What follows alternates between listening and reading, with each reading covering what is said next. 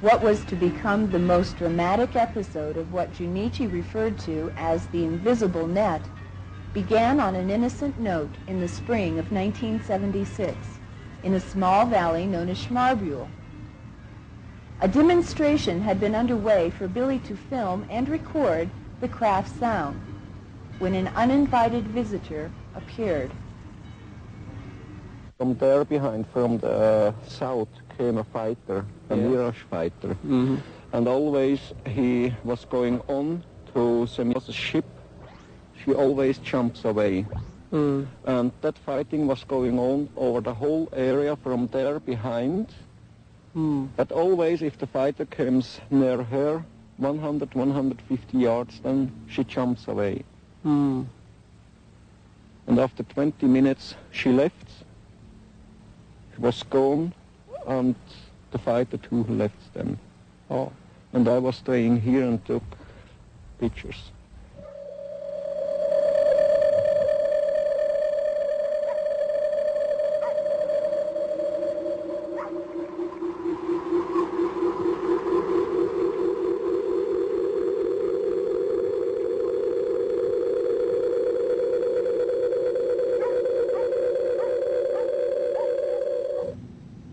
Tom Welch was coordinating the scientific research in the United States. He coded this photograph, the jet fighter scene, and turned it over to science investigator and computer analyst Jim Dilatoso.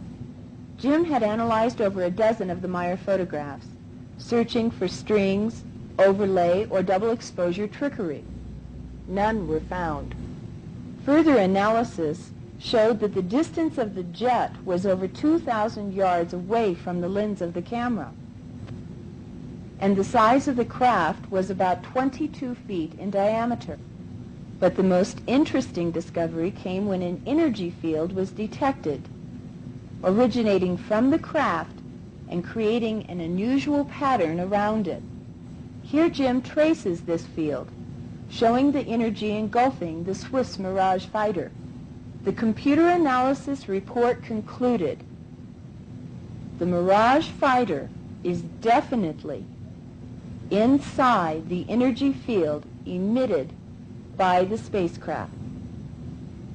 Did you ask to the Air Force about this? Many times, but too by other sightings and so. But always they say, sorry, we don't know anything about that. Ah, I see. You see, we was doing several tests to see what's happened with the Swiss Army. Our group was ready up big balloons by 80 cubic meter, very, very big balloons. And outside we put on it silver paper to reflect the waves of the radar. And near the airport, we let them go into the air. And then we send the people from us to the Air Force people to ask them if they have seen something on the radar or by their own eyes. No, nothing. It's usual answer for the Air Force. You see, today it's possible with computers to check up pictures, negatives, and everything, films. Of course, that's possible, but you see, you can't go over all the world to tell each human being. This happened now on that way, that's now the truth. You can get the analysis from a computer, but to the people that will believe. Right. So if they see the ship by themselves, they get the picture, then for them it is true. But if somebody else get the picture, they say that's a fake only. Right. So did they tell you why they are not going to show up himself? I mean, they themselves, why they don't come visibly to the people. Yeah, you see, they told me different reasons. One of them is they thinks and means and says if they turn over the sky at day or night time and the people will see them, the earth people here, they will come to be afraid. Maybe they will turn over in their mind or something like that. And it will come a panic. The other thing, they say they have to be very careful about their own weaves from their own body and about the weaves from the earth humans. If they come together, they will turn over in their mind, because they are living in every case on a very much higher level than the people here. And if they go to show them by their flying around the earth, the humans, the earth humans, they will try to catch them.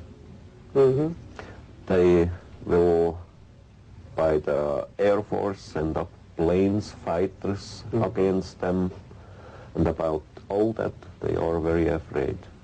But I think they have,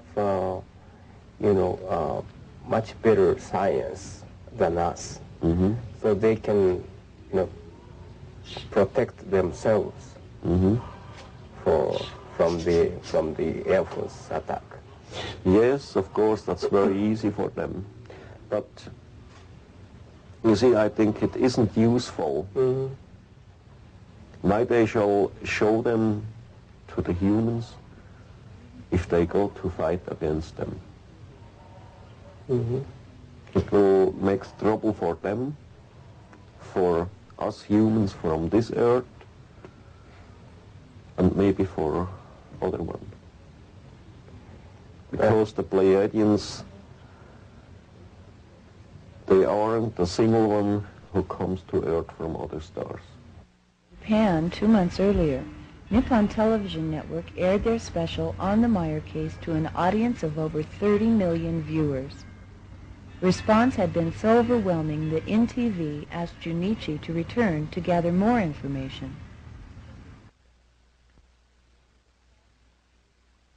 We were saddened to see the deterioration of Billy's health, brought on in part by stress from the hard farm life, but primarily from the fact that someone had tried to assassinate him, not once, but several times.